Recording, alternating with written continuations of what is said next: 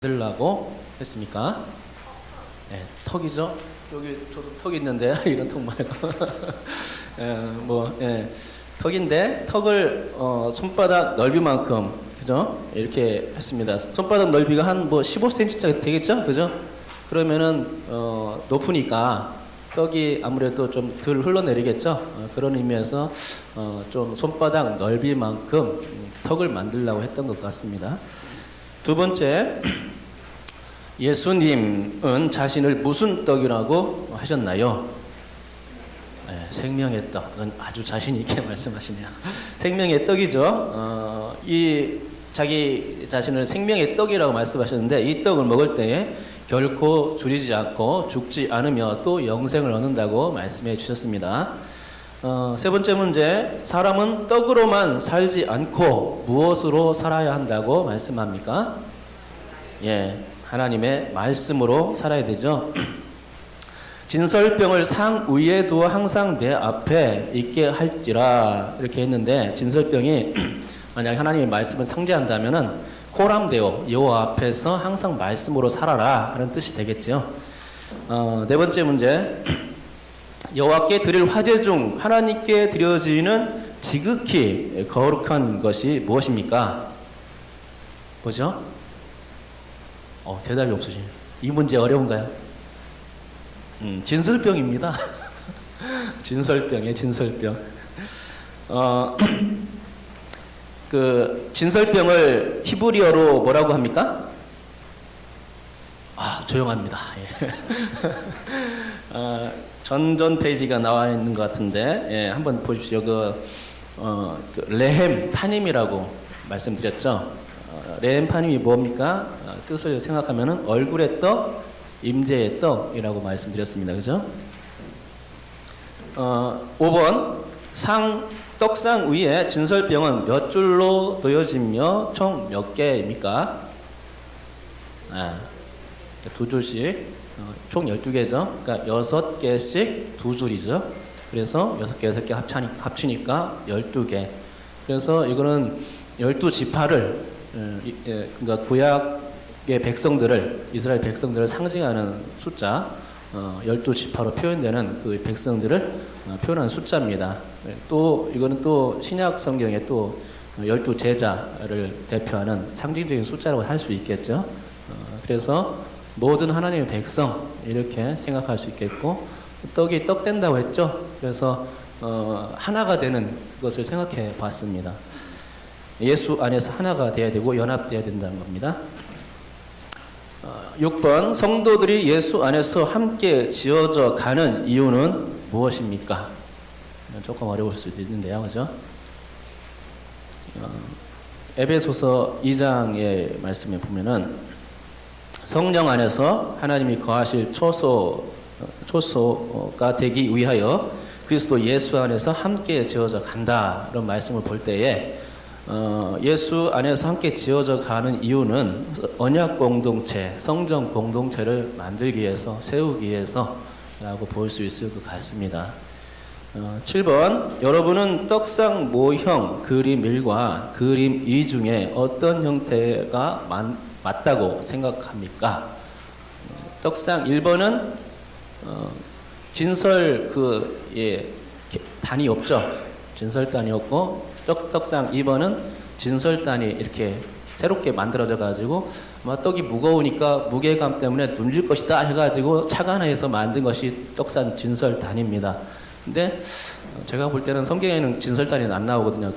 대접을 가지고 이제 생각했을 때 그것이 나르는 도구냐, 진열하는 도구냐 생각했을 때 이제 거기서 착안해가지고 이렇게 한 것 같은데요. 제가 볼 때는 1번에 가깝지 않을까. 왜 그렇습니까? 떡이 떡된다고 하는 것입니다. 그래서 하나가 된다 그런 의미죠. 예. 여러분은 임의적으로 이렇게 생각해도 될 것 같은데 제 의견은 그렇다는 겁니다. 자, 오늘은 뭡니까? 오늘은 등잔대입니다. 등잔대. 자, 떡상이라고 돼 있네요. 안 고쳤네 제가. 제목을 안 고쳤어요. 떡상이 아니고 뭡니까? 등잔대요.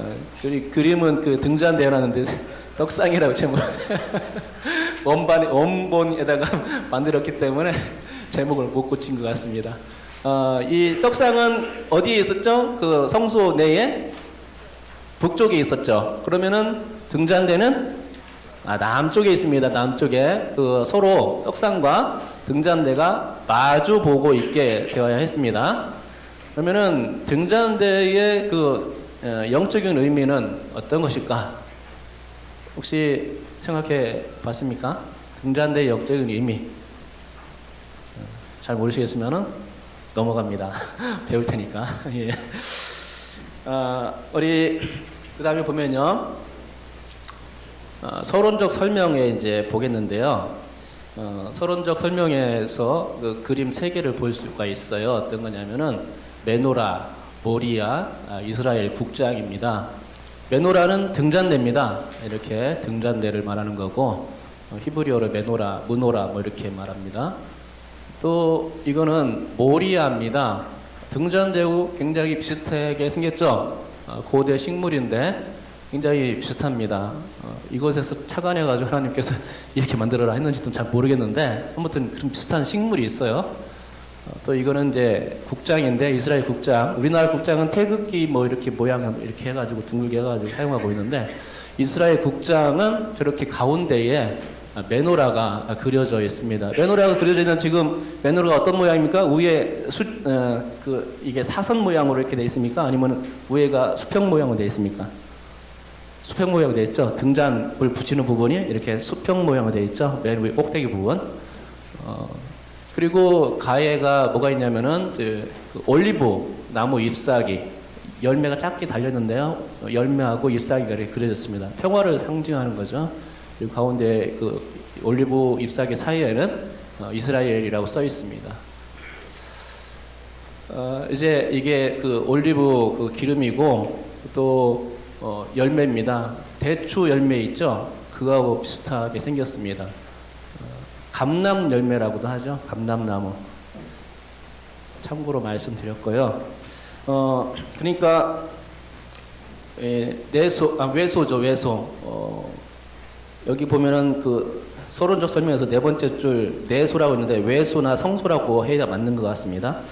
신학적으로는 그 외소에 있는 성물 중에 어떤 것이 제일 중요하냐 했을 때에 속죄제의 피가 뿌려지는 분향단이 제일 중요합니다. 그렇지만 역사적으로 볼 때에는 이 등잔대가 제일 중요하다는 것이죠. 그래서 등잔대에 관해서는 이번 시간과 다음 시간에 대해서 살펴보겠는데 등잔대의 뭐 주요 뭐 이렇게 식양이라든가 이런 것들은 오늘 살펴보고요. 다음 주에는 역사적인 것에 대해서 한번 살펴볼까 합니다. 일단은요, 여러분 그 출애굽기 25장 31절부터 40절까지 한번 찾아보시기 바랍니다. 그래서 이번 등잔대 식양과 관리법의 가로 1번 그 등잔대 식양에 나와 있는 그 가로를 한번 채워 넣으시기 바랍니다. 성경을 보고 찾아 넣으시기 바랍니다. 그리고 할 수 있다면 오른쪽에도 7개의 문제가 있는데요. 출애굽기 25장 31절부터 40절까지의 말씀을 보고 7개의 문제를 한번 찾아서 한번 적어 보시면 좋겠습니다. 출애굽기 25장 31절부터 40절까지는 이렇게 만들라 하는 내용이고 37장 17절부터 24절까지는 이렇게 만들었다 하는 내용이죠. 네. 두 개의 본문을 비교하면서 읽는다면 또 서로 간에 그 도움이 될 수 있는 그런 말씀들이 찾아질 수도 있어요.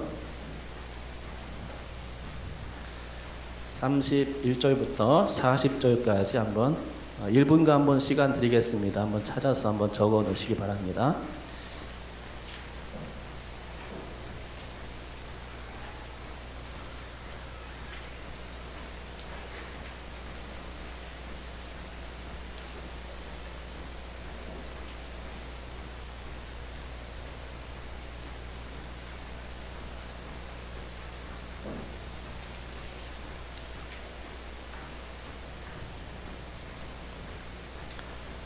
찾아서 쓰는 동안 제가 서론적 설명을 다시 한번 읽어드릴게요.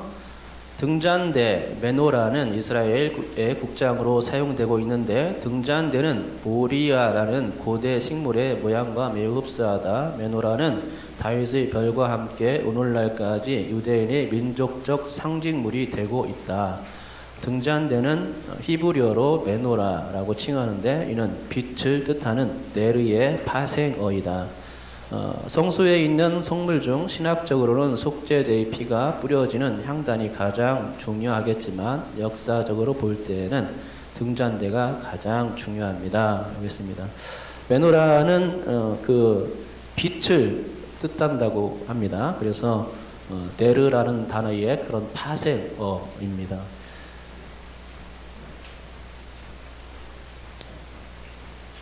말씀은 좀 채웠습니까? 문제까지 맞추기에는 좀 시간이 많이 걸리니까요. 다 할 수는 없을 것 같습니다. 일단은 31절부터 40절까지 채웠으면요. 한번 31절부터 40절까지 한번 쭉 한번 읽어볼까요? 본문 한번 읽어보겠습니다.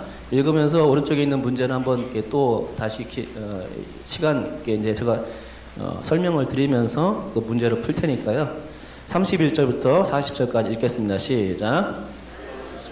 등대를 처음 만들 때 그 밑판과 줄기와 장과 꽃받침과 꽃을 한 덩이로 연결하고 가지 6을 등잔대 곁에서 나오게 하되 다른 3가지는 이쪽으로 나오고 다른 3가지는 저쪽으로 나오게 하며 이쪽 가지에 살구꽃 형상의 잔색과 꽃받침과 꽃이 있게 하고 저쪽 가지에도 살구꽃 형상의 잔색과 꽃받침과 꽃이 있게 하여 등잔대에서 나온 가지 6을 갖게 할지며 등잔대 줄기에는 살구꽃 형상의 잔색과 꽃받침과 꽃이 있게 하고 등잔대에서 나온 가지 6을 위하여 꽃받침이 있게 하되 2가지 아래에 한 꽃받침이 있어 줄기와 연결하며 또 2가지 아래에 한 꽃받침이 있어 줄기와 연결하며 또 2가지 아래에 한 꽃받침이 있어 줄기와 연결하게 하고 그 꽃받침과 가지를 줄기와 연결하여 전부를 순금으로 쳐 만들고 등잔 7을 만들어 그 위에 두어 앞을 비추게 하며 그 불집게와 불똥 그릇도 순금으로 만들지니 등잔대와 이 모든 기구를 순금 한 달란트로 만들되 너는 삼가 이 산에서 내게 보인 양식대로 할지니라. 아멘. 예, 다 채워 넣는가 봐요. 예, 그러면 한번 문제를 한번 보면서 풀어보도록 하겠습니다. 등잔대, 일단은 이게 이제 읽은 내용 중에서요, 제가 정리를 좀 몇 가지 한다면요, 등잔대는, 몇 달란트로 만들었어요? 한 달란트. 예, 한 달란트인데, 한 달란트는 약 34kg 정도 된다 합니다. 그래서, 이건 이제 은 달란트냐 금 달란트냐인데 은 달란트에 비해서 금 달란트는 15배 이상의 가치가 있었다고 합니다. 만약에 지금 현대 가치로 따진다면 은 한 달란트는 6천만 원 정도, 그리고 금 달란트는 15배니까 은의 15배니까 한 9억 원 정도가 된다고 하네요. 그냥 그거를 9억 원 정도가 되니까 아무래도 이게 작품을 만들었다면 메노라라는 게 작품, 고대 작품이라면은 가격이 지금 이게 뭐 이렇게 매매 된다면 상당하게 되겠죠. 예. 아무튼 이렇게 34kg 한 달란트로 만들었습니다. 어떻게 만들어졌습니까? 쳐서 만들었어요. 쳐서. 어떤 기계를 뭐 이렇게 해가 동원해가지고 한 것이 아니라 그냥 단지 망치로 이렇게 해가지고 쳐가지고 만들었다는 겁니다. 그리고 줄기와 가지를 어떻게 해요? 한 덩이로 연결했다는 것입니다. 연결. 가지는 6개. 물론 줄기는 1개죠. 줄기는 1개고 가지는 6개입니다. 그래서 줄기 하나에 또 가지 6개면은 총 몇 가지가 나오냐면 7가지가 나오는 거죠. 그래서 7가지 위에 등잔이 7개 올려시고 그래서 등잔이 7개입니다. 그래서 이것들은 그 산에서 보인 양식대로 만들라고 했음을 이제 또 보게 되는데 두 군데서 이제 지적하고 있는데 나중에 또 보겠습니다. 일단은 문제를 한번 보겠습니다.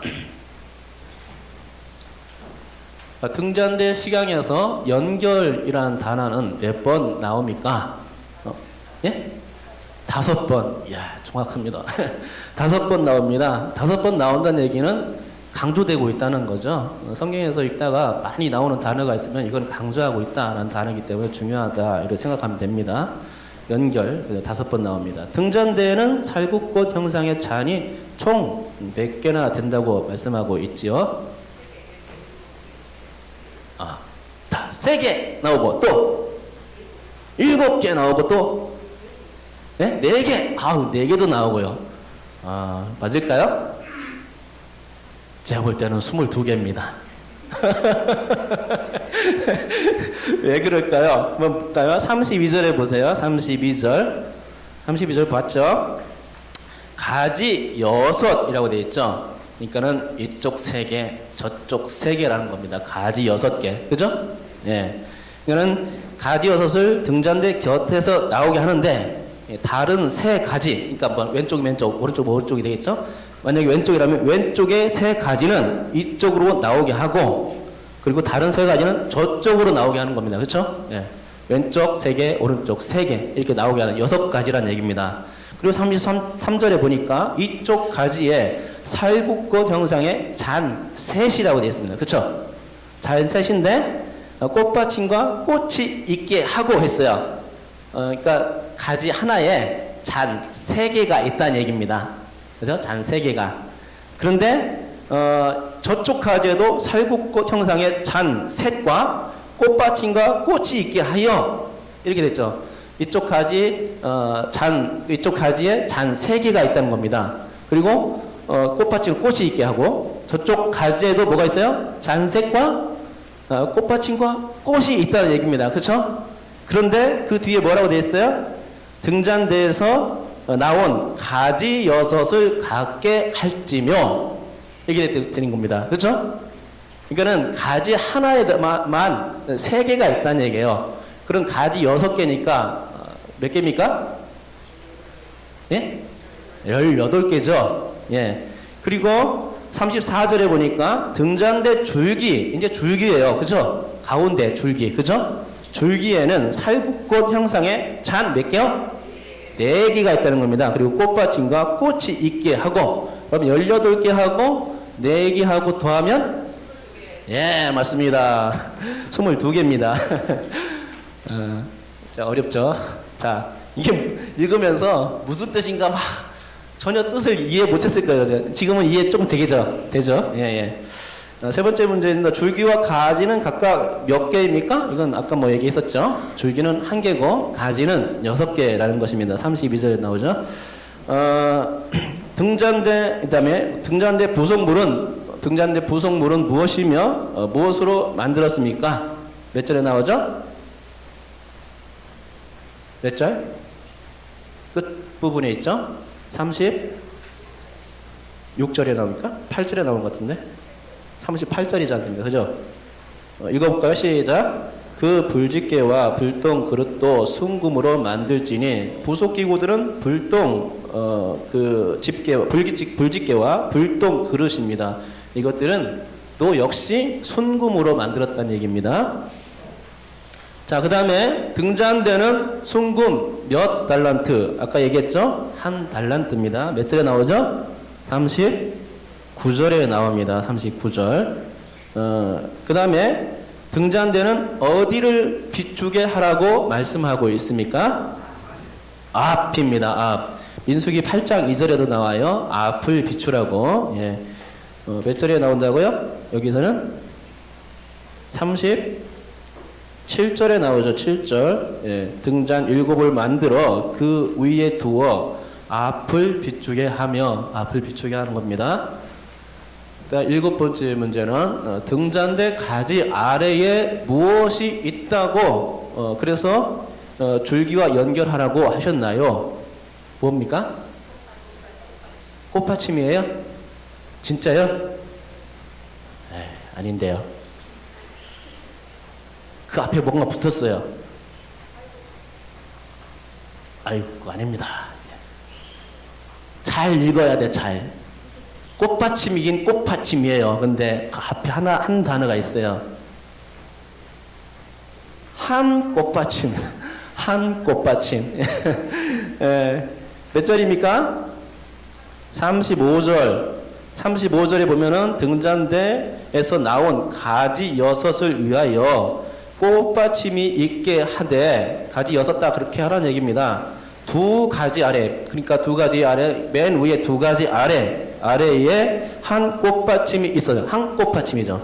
그리고 줄기와 연결하며 또입니다. 밑에, 그러니까 맨 위에 쪽 말고 또 중간 아래, 그죠? 또 두 가지 아래에 한 꽃받침이 있어 줄기와 연결하며 한 꽃받침이 또 있는 거예요. 그 다음에 또 두 가지 아래에, 그쵸? 한 꽃받침이 있어 줄기와 연결하게 하고. 그러니까 한 번, 두 번, 세 번 얘기한 거예요. 그죠? 이것도 이해가 되겠죠, 이제? 예, 한 꽃받침이 있다는 겁니다. 그러니까 꽃받침이 쫙 있는데 거기서부터 가지가 이렇게 빠져나가게 돼 있다는 얘기예요. 그죠? 예. 그리고 줄기하고 연결되어 있는 건 당연히 줄기하고 연결되어 있다는 겁니다. 그렇다는 것입니다. 한 꽃받침. 자, 출애굽기 25장 40절과 출애굽기 25장 39절의 말씀 이제 중심으로 보면요. 여기 보면은 그 등잔대를 만드는 과정을 그림으로 표현해 놨는데요. 보세요. 그 등잔대가 어떻게 생겼습니까? 이렇게 넓적하지 않습니까? 옆에서 보면, 그쵸? 옆에서 보면 그냥 이렇게 돼 있죠. 앞에서 보면 퍼져 있지만, 그죠? 네, 그러니까는 옆 라인은 이렇게 퍼져 있어야 됩니다. 근데 밑둥은 어떻습니까? 동그래야 돼요. 동그래. 이렇게 또 넓게 이렇게 쳐서 만들 때 처음부터 밑에는 좀 넓게 이렇게 만들어야 되고, 나머지 위쪽 부분은 이렇게 쳐가지고 납작하게 만들어야 돼. 그렇죠? 이게 이해가 되죠?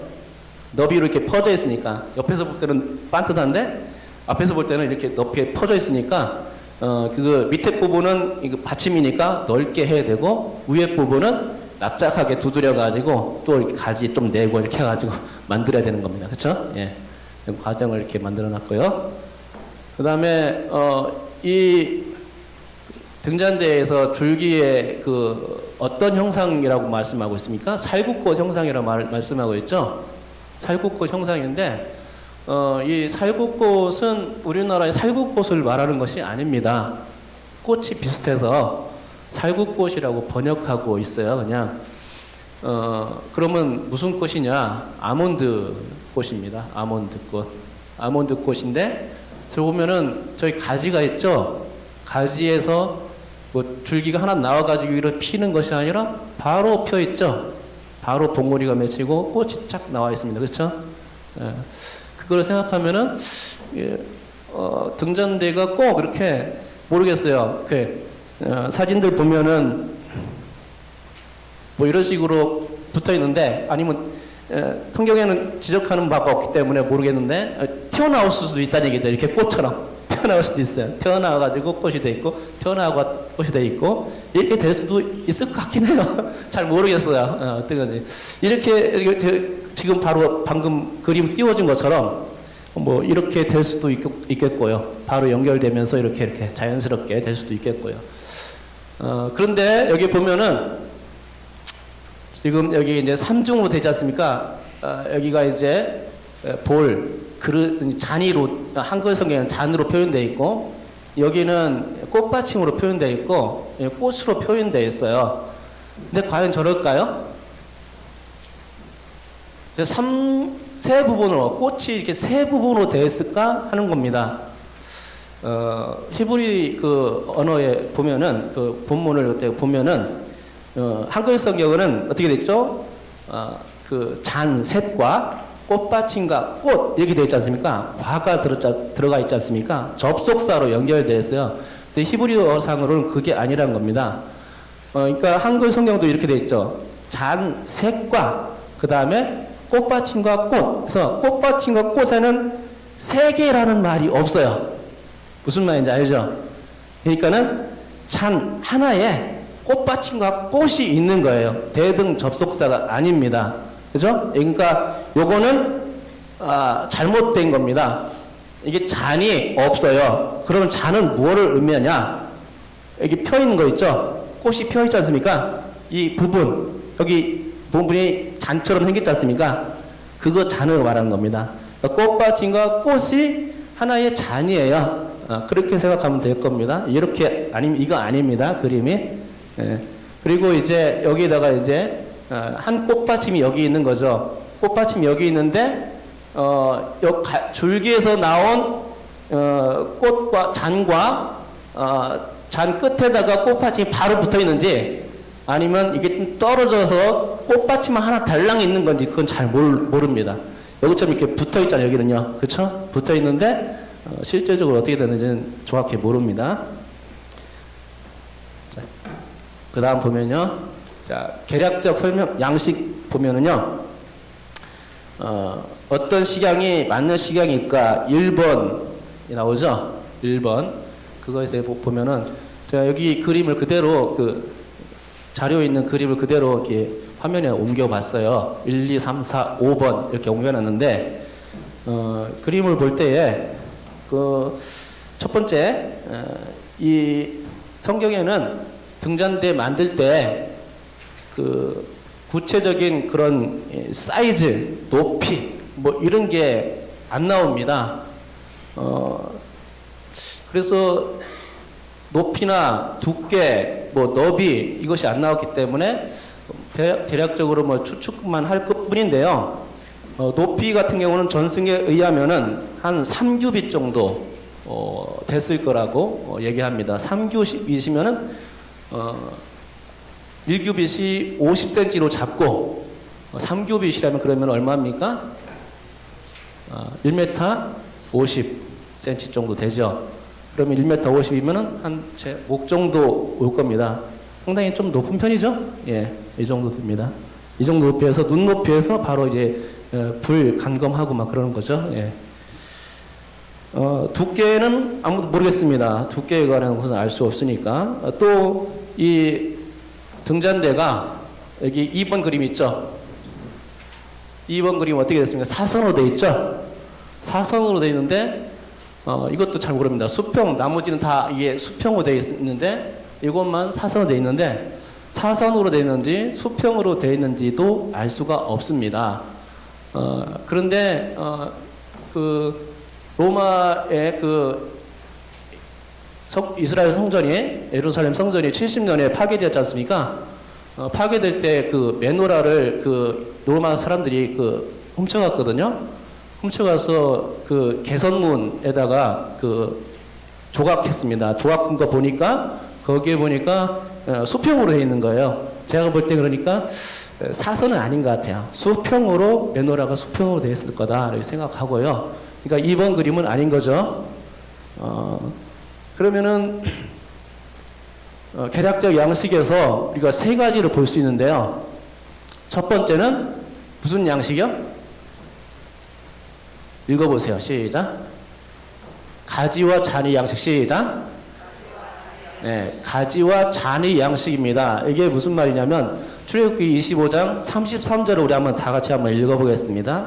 읽겠습니다. 시작. 이쪽 가지에 살구꽃 형상의 잔색과 꽃받침과 꽃이 있게 하고 저쪽 가지에도 살구꽃 형상의 잔색과 꽃받침과 꽃이 있게 하여 등잔대에서 나온 가지 6을 갖게 할지며 가지에 대한 양식, 그러니까 가지에 잔이 3개씩 붙어 있다. 잔이 3개 붙어 있는데 잔 1개마다 꽃받침 꽃이 있어가지고 가지에 한 줄에 그 잔이 3개 있다는 얘기입니다. 3개. 그래서 총 몇 개입니까? 가지에는 18개가 있다는 겁니다. 이 양식밖에 없어요. 그러니까 다른 구체적으로 얘기를 안 해줍니다. 또 두 번째 양식은요. 줄기와 잔의 양식이죠. 출애굽기 25장 34절도 한번 읽어볼까요? 시작. 등잔대 줄기에는 살구꽃 형상의 잔넷과 꽃받침과 꽃이 있게 하고 줄기와 잔의 양식입니다. 줄기에는 잔이 몇 개 있다고요? 4개 있다는 겁니다. 꽃받침과 꽃으로 이루어진 잔이 4개 있다는 얘기죠. 그게 줄기와 잔의 양식이에요. 그러면은 세 번째로 뭡니까? 그냥 꽃받침이에요? 아닙니다. 한 꽃받침입니다. 연결됐다는 의미에서 이렇게 얘기하는 것 같아요. 한 꽃받침으로 연결됐다. 이런 거 강조한 거죠. 출애굽기 25장 35절 같이 읽어볼까요? 시작. 등잔대에서 나온 가디 6을 위하여 꽃받침이 있게 하되 2가지 아래에 한 꽃받침이 있어 줄기와 연결하며 또 2가지 아래에 한 꽃받침이 있어 줄기와 연결하며 또 2가지 아래에 한 꽃받침이 있어 줄기와 연결하고 라고 되어 있습니다. 그렇죠? 예. 이게 이제 3가지 양식으로 되어 있고 나머지에 대해서는 설명이 안 되어 있어요. 양식이라면 진짜 이게 양식입니다. 나머지는 없습니다. 그러면은 1번은 뭐가 잘못된 거죠? 이 양식에 의해서 볼 때 여기 그림이 좀 작아서 잘 안 보이죠? 근데 여러분 거 보십시오. 1번은 꽃받침에서 이렇게 줄기에 보면은 꽃이 있죠? 꽃에서 연결돼요. 한 꽃받침에서 연결되는 게 아니라 그쵸? 한 꽃받침이 아닙니다. 꽃받침이 연결되는 게 아니라 꽃에서 연결되고 있어요. 틀리죠? 예. 안 보입니까? 보이죠? 2번은요? 일단은 사선형이라는 것이고 2번도 한 꽃받침이 정확히 안 그려져 있는 것 같아요. 그죠? 2번도 3번은요? 아까 얘기했죠? 그냥 대등 접속사로 연결시킨 거야. 잔과 꽃받침과 꽃 이렇게 3개로 연결되어 있어요. 그래서 틀린 겁니다. 그리고 한 꽃받침도 없어요. 가운데 그 줄기에 딱 꽃받침이 있어야 되는데 그렇게 돼서 가지로 연결되어 있는데 그게 없다는 얘기입니다. 4번은요 그냥 민둥산입니다. 없어요. 아무것도 없어요. 예. 5번이 제일 맞는 것 같습니다. 근데 5번이 맞는데 보면 한 꽃받침이 되어 있고 잔과 꽃받침과 잔이 꽃받침과 꽃으로 이루어져 있죠. 예? 그런데 이렇게 될 수도 있고 아니면 한 꽃받침으로 돼가지고 그 한 꽃받침에 가지에 있는 양쪽 옆에 있는 꽃받침이 붙어 있어 그리고 줄기에 있는 꽃과도 또 연결돼 가지고 그 꽃받침이 단 한 개로만 연결돼 있느냐 아니면 지금처럼 꽃받침 하나 있고 또 양옆에로 나오고 줄기도 해가지고 꽃받침이 각각 3개씩 또 따로 있느냐 이해됩니까? 2가지로 생각할 수는 있을 것 같아요. 어떤 걸 맞는지 잘 모르겠어요. 그리고 받침을 생각할 때, 밑판을 생각할 때 가장 맞는 것은 제가 볼 때는 안정감 있는 3번 쪽이 아닐까. 메노라를 로마에서 로마 군대가 훔쳐갈 때 보면은 이런 식으로 이렇게 튼튼하게 생겨 있습니다. 조각상을 보면 이렇게 돼 있어요. 이렇게 생각해 보는 겁니다. 자, 어떤 양식이 있다고 한번 그 말씀 구절을 읽지 말고 한번 읽어보겠습니다. 시작. 가지와 잔의 양식, 줄기와 잔의 양식, 한 꽃받침의 양식 이 3가지가 있는 거예요. 자, 그러면 이제 등잔대 관리법, 등잔대 관리는 어떻게 했을까? 보면은 말씀 보면은 출애굽기 27장 20절에서 21절 그리고 민수기 1장 8장 1절부터 3절까지 있는데 찾을 필요는 없어요. 본문에 교재에 다 나와 있습니다. 우리 한번 출애굽기 말씀부터 읽고 또 바로 민수기 8장 말씀을 한번 연거푸어 읽어볼까요? 읽겠습니다. 시작. 너는 또 이스라엘 자손에게 명령하여 감나무로 찐 순수한 기름을 등불을 위하여 내게로 가져오게 하고 끊이지 않게 등불을 켜되 아론과 그의 아들들로 해막한 증거계 앞 휘장 밖에서 저녁부터 아침까지 항상 여호와 앞에 그 등불을 보살피게 하라. 이는 이스라엘 자손이 대대로 지킬 규례이니라. 여호와께서 또 모세에게 말씀하여 이르시되 아론에게 말하여 이르라. 등불을 켤 때에는 7 등잔을 등잔대 앞으로 비추게 할지니라 하시매 아론이 그리하여 등불을 등잔대 앞으로 비추도록 켰으니 여호와께서 모세에게 명령하신 것 같았더라. 아멘. 여기도 앞으로 비추라고 하죠. 민수기 말씀도. 자, 문제를 한번 풀어보세요. 문제 3문제가 있는데 한번 풀어보시기 바랍니다.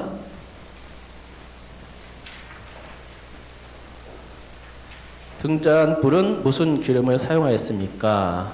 또 등잔불을 밝히는 시간은 언제입니까? 또 등잔불을 켤 때의 주의점은 무엇입니까? 3문제입니다.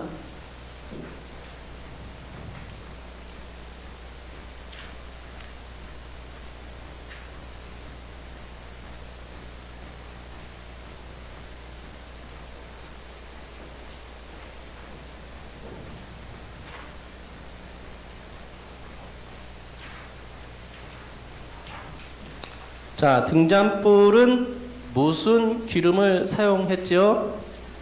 예, 감람유인데 여기에 보면은 그 출애굽기 27장 20절에 보니까 감람으로 짠 손수한 기름이라고 돼 있죠. 예, 그런 불순물이 안 들어가 있다는 겁니다. 최대한 불순물을 빼고 만들어낸 기름, 감람유. 아까 사진 보여드렸죠? 대추 열매처럼 생긴 그 감람유, 올리브 열매. 자, 두 번째는요, 등잔불을 밝히는 시간은 언제입니까? 저녁부터 아침까지. 근데 과연 저녁부터 아침까지 등불을 그때만 비추고 낮에는 안 비췄을까? 한번 생각해 보십시오. 과연 그럴까요? 자, 누가 그 레위기 24장 2절 한번 읽어 보십시오. 레위기 24장 2절 한번 읽어 보세요.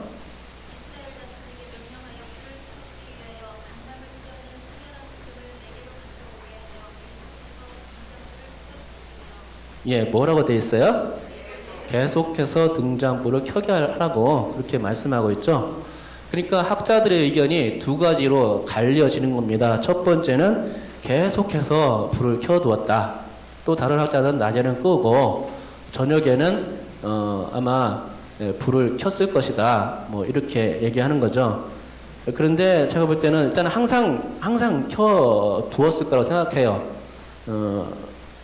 왜 그러냐면은 성소안이 그 막으로 그냥 4개씩이나 덮여 있고 그래서 깜깜하다는 얘기입니다. 그러면은 깜깜한데 거기 안에 들어가서 뭘 하겠습니까? 그죠? 그래서 항상 켜 있긴 했어요. 그러니까는 무슨 의미냐면은 저녁부터 아침까지라는 것은 모든 등불을 다 켰다는 그런 의미일 것 같고, 낮에는 청소를 하기 위해서 등잔 때도 청소해야 될 거 아닙니까? 등잔 때도 감금해야 되니까 청소하기 위해서 3개는 항상 켜놓고 나머지 4개는 그 점검을 했다는 얘기죠. 청소를 했다는 얘기입니다. 그래서 3개는 저녁이나 낮이나 밤이나 낮이나 계속해서 켜놓고 항상 켜놓고 낮에 그 저녁 때는 무조건 다 켜놓고 그죠. 그리고 낮에는 청소하기 위해서 한 3개는 켜놓고 청소한 다음에 다시 또 이쪽 또 불을 켜놓고 또 이쪽 3개를 나머지 이제 청소하고 이런 식으로 반반씩 나눠서 했을 것이다 하는 생각이죠. 예. 아마도 그렇게 했을 것이라 생각합니다. 참고 구절로 출애굽기 27장 21절과 출애굽기 레위기인 것 같은 레위기 27장 21절과 30장 8절을 한번 겸해서 보면 좋을 것 같습니다. 그러면 등잔불을 켤 때의 주의점은 무엇입니까? 앞으로 비추는 거예요. 제가 볼 때 이게 보세요. 출애굽기 오늘 본문 25장 36절 보니까 이렇게 끝나요. 그 꽃받침과 가지를 줄기와 연결하여 전부를 순금으로 쳐 만들고, 여기까지가 한 덩어리입니다. 줄기와 연결하여 전부를 가지와 줄기를 연결해서 한 덩이를 만들고까지가 한 덩입니다. 한 덩이. 예. 그리고 37절부터는 이게 부속 기구라고 할 수도 있겠고요.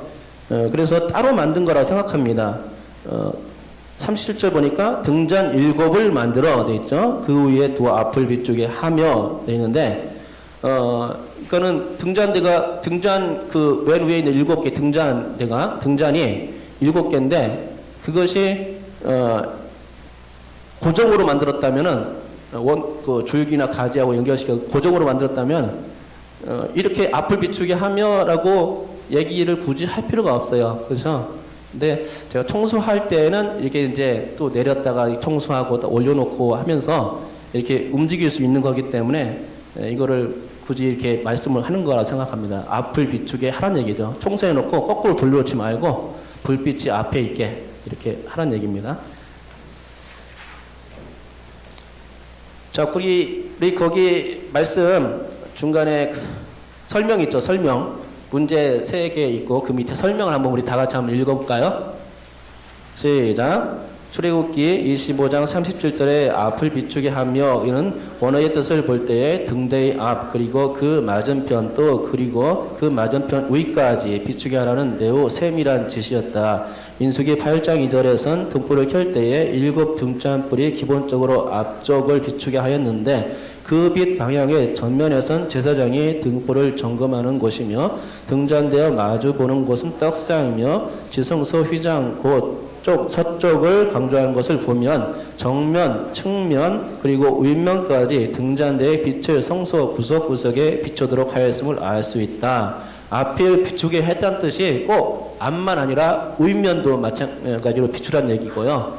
그리고 성경에서 보면은 그 분향단을 서쪽 휘장 앞에 있는 분향단 쪽 서쪽을 강조하는 것을 보면은 역시 사방을 비추라는 그런 의미로 앞을 비추게 하며 라고 되어 있는 것 같습니다.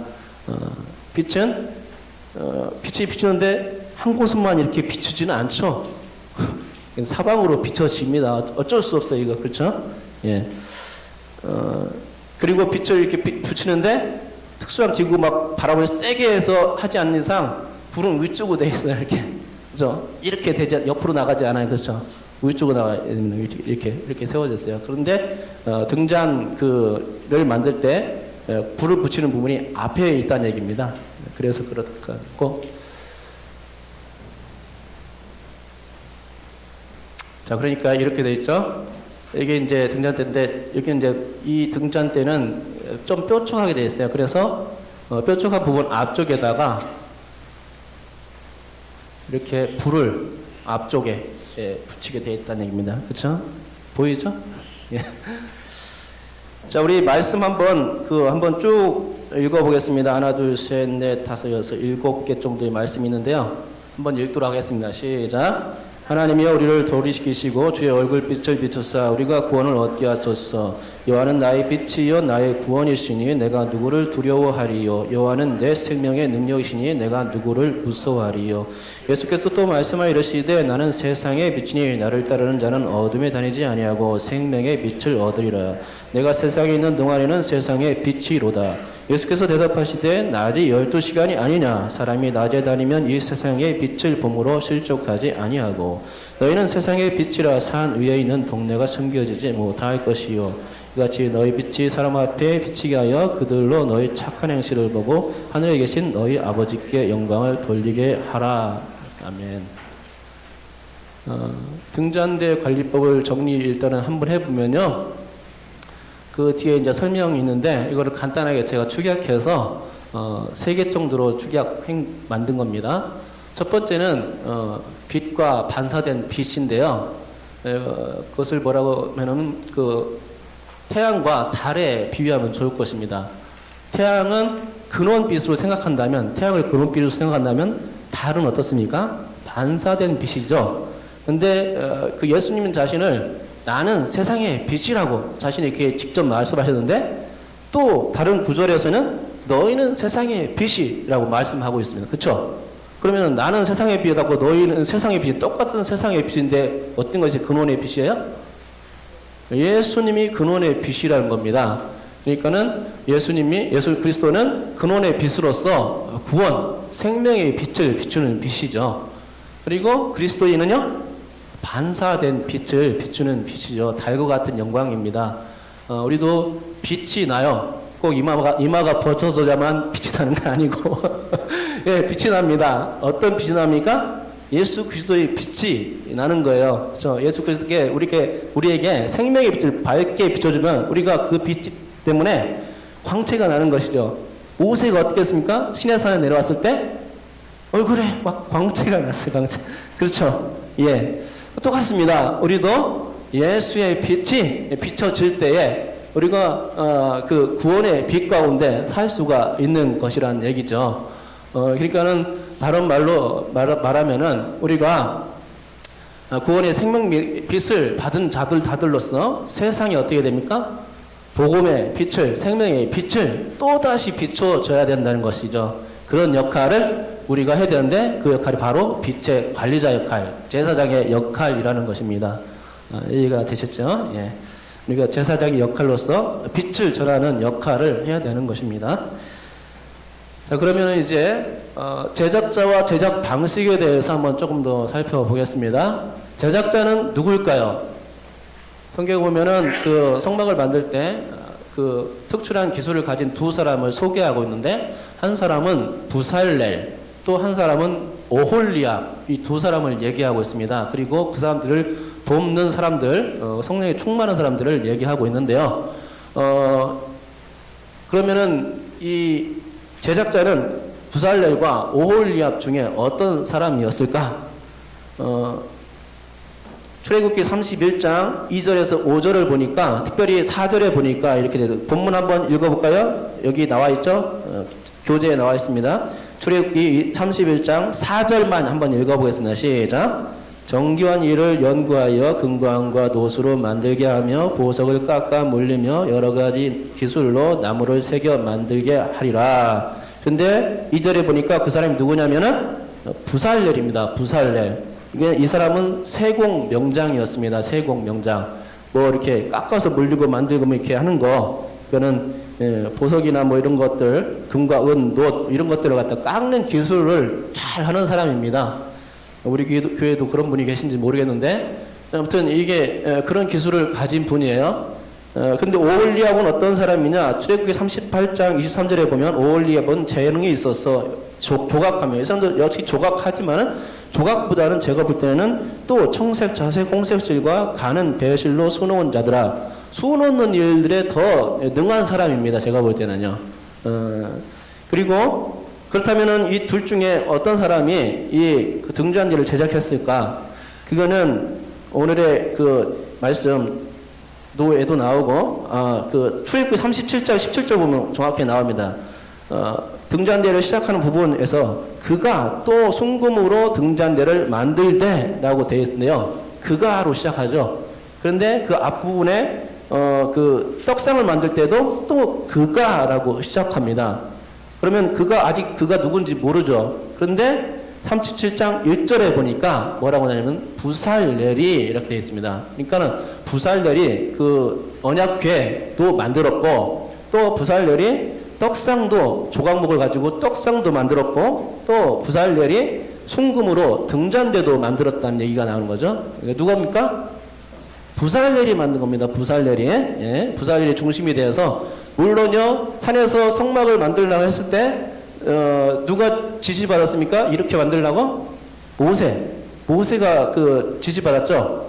모세가 옆에서 부살렐이 만들어도 좀 잘못 만들었어요. 그러면 모세가 막 충고했을 거야. 이렇게 만들면 안 돼. 내가 본 식양이 이게 아니야. 이렇게 만들어라고 물론 참견을 했을 겁니다. 그렇지만 기술적인 편에서는 부살렐이 만들었다는 겁니다. 그죠? 예. 그리고 산에서 본 식양대로 만들려고 특별히 말한 것은 어떤 거냐면요. 그 등잔대만 그런 건 아닙니다. 번제단도 출애굽기 27장 8절에서, 또 성막 널판도 출애굽기 26장 30절에서 말씀하고 있어요. 이것들을 만들 때는 특별히 주의라고 하는데, 특별히 두 번 강조한 말이 있습니다. 산에서 본 식양대로 만들어라. 두 번 강조하고 있어요. 두 번 강조하고 있는데, 이것은 왜 그랬을까? 아마도 등잔대가 쳐서 만들어야 되기 때문에 굉장히 고도의 기술이 필요하기 때문에 실수하지 말라고 그래서 두 번씩이나 강조하고 있는 것이 아닌가 하는 생각을 한번 해보게 되는 것입니다. 이제 제작 방식과 그 의미에 대해서 보면요, 이제 마지막에 다 끝났습니다.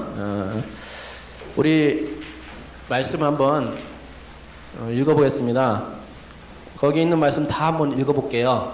자, 민수기 8장 4절부터 요한복음 15장 3절부터 6절까지 한번 쭉 계속해서 한번 읽어보도록 하겠습니다. 읽겠습니다. 시작. 이 등잔대의 제작법은 이러하니 곧 금을 쳐서 만든 것인데 밑판에서 그 꽃까지 쳐서 만든 것이라. 모세가 여호와께서 자기에게 보이신 양식을 따라 이 등잔대를 만들었더라. 너희는 사도들과 선지자들이 터 위에 세우심을 입은 자라. 그리스도 예수께서 친히 모퉁이 돌이 되셨느니라.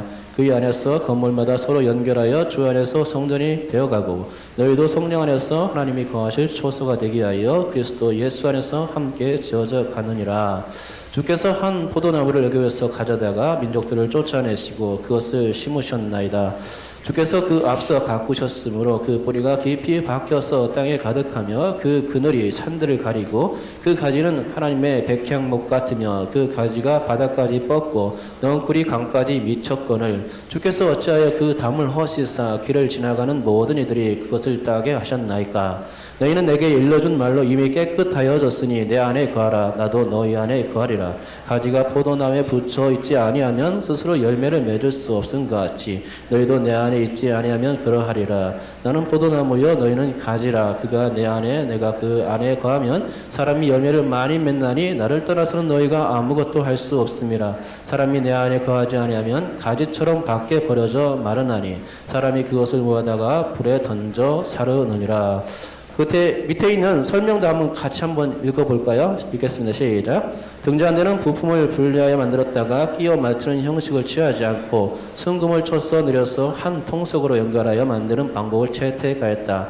이런 등잔대의 제작 방식은 예수 그리스도 안에 있는 성도들이 모퉁이 돌이신 그리스도로 시작하여 서로 연결하여 지어져가는 건물 곧 성전과 같으며 그것은 곧 포도나무이신 예수님 안에서 가지가 붙어서 자라 열매 맺는 비유와 동일하다. 즉 가지가 포도나무에 붙어있지 않으면 자랄 수 없기에 부러지거나 땔감으로 쓰여질 수밖에 없다. 하지만 포도나무에 붙어있는 가지들은 저마다 꽃이 피고 열매를 맺어가는 생명력을 계속해서 공급받게 된다. 이는 그리스도와의 연합이 원리에 기인한다 했습니다. 예, 그래서 결론적으로 이제 그 등잔대를 이제 그 첫 번째 등잔대 공부를 마치면서요. 결론은 딱 두 가지로 맺을 수 있을 것 같습니다. 그것은 뭐냐면 그리스도와 연합하기, 연결이란 단어가 많이 됐고 쳐서 하나로 만들려고 했기 때문에 그리스도와 연합하기. 그러니까 구약에서도 시편 80편 8절부터 12절에 포도나무의 그런 비유가 나오고 신약에서도 예수님께서 요한복음 15장 3절부터 6절까지의 포도나무와 가지에 대해서 얘기하고 있다는 겁니다. 그러니까 구약이든 신약이든 포도나무와 가지에 대해서 얘기하는 거 볼 때에 그래서 분명 연결이라는 것이 의미가 굉장히 중요하다는 것을 생각하고요. 등잔대를 생각하면서 우리가 역시 생각할 것도 연결이라는 단어 하나가 돼야 된다. 그리스도와 연합해야 된다 하는 것을 한번 생각해 보게 되는 거죠. 그래야만이 우리가 그 생명력을 그대로 예수 그리스도라는 그 줄기에서 나오는 그 영양분들 있죠. 이 수액들, 영양분들을 그대로 공급받을 수 있다는 것입니다. 그래서 생명력을 가지고 열매까지 맺을 수 있게 되는 것입니다. 포도나무와 가지의 비유죠. 그런데 가지가 포도나무에서 떨어지면, 줄기에서 떨어져 나가면 어떻게 됩니까? 생명력을 잃어버린 존재가 된다는 것입니다. 그래서 절대 떨어져 나가면 안 돼요. 붙어 있어야 되는 거예요. 그러니까 그리스도와 연합해야 된다는 원리를 이 등잔대를 통해서 배울 수 있게 됩니다. 또 복음의 빛을 온 세상에 전하게 등잔대의 목적은 성소안을 밝히는 것입니다. 근데 앞을 비추라고 했으니까 앞만 비추냐? 그건 불의 특징이 아니에요. 사방으로 불은 뻗어나가게 돼 있어요. 그렇죠? 그러니까는 생명의 빛 대신 예수 그리스도는 근본 빛으로서 근원의 빛으로서 생명을 주는 빛이라는 것입니다. 예수님께서도 나는 그 생명의 빛이라고 말씀하고 있죠. 그런데 세상의 빛이라고 말씀하고 있는데 우리도 그 덩달아서 반사된 빛을 받아가지고 세상의 빛이 되고 있는 것입니다. 결국은 예수님께서 생명의 빛을 비춰준 것은 십자가와 부활을 통해서 생명의 빛을 우리에게 비춰준 거거든요. 예수님께서 괜히 이 땅에 내려오신 것이 아니고 생명을 주기 위해서 내려온 것이죠. 안 할 수도 있는데 왜 그랬습니까? 우리를 사랑하기 때문에 이 땅에 성육신에서 육신을 입고 오셔가지고 기꺼이 자신의 목숨을 내주신 것입니다. 그래서 생명을 공급해 주신 거죠. 누구든지 예수 믿으면 구원을 받게 되는 것입니다. 그런데 우리만 달랑 예수 믿고 구원받는 것은 얌체족이나 하는 것 같습니다.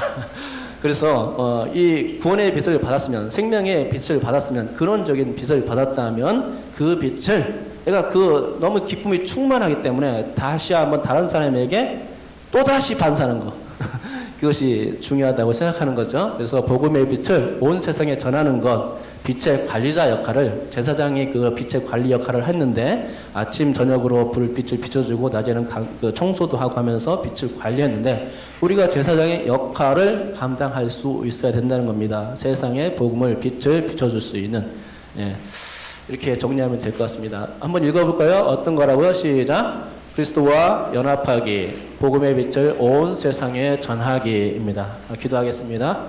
하나님 아버지 감사합니다. 오늘 또 말씀을 들었습니다. 등잔대를 통해서 새로운 말씀을, 도전의 말씀을 배웠습니다. 하나님 아버지, 등잔대가 왜 중요합니까? 등잔대는 연결이 중요하고 등잔대는 또 빛을 비추는 역할이 중요합니다. 하나님, 이 두 가지 역할이 하나님 등잔대에서 배울 점이라 생각하는데, 하나님 아버지 우리 가운데 함께해 주셔서 예수 그리스도와 항상 연결되게 도와주시옵시고, 그래서 주님과 연합한 그런 사람으로서 생명을 가진 자들로 살아가게 도와주시옵시고, 그뿐만 아니라 또한 구원의 빛, 생명의 빛을 받은 자들로서 세상에 복음을 전할 수 있도록 인도하여 주시옵소서. 그래서 우리를 통하여서 많은 사람들이 구원받을 수 있도록 통로가 되는 역할을 우리가 감당케 도와주시옵시고 빛을 관리하게 도와주시옵소서. 오늘도 감사드리며 예수님의 이름으로 기도드립니다. 아멘. 하늘의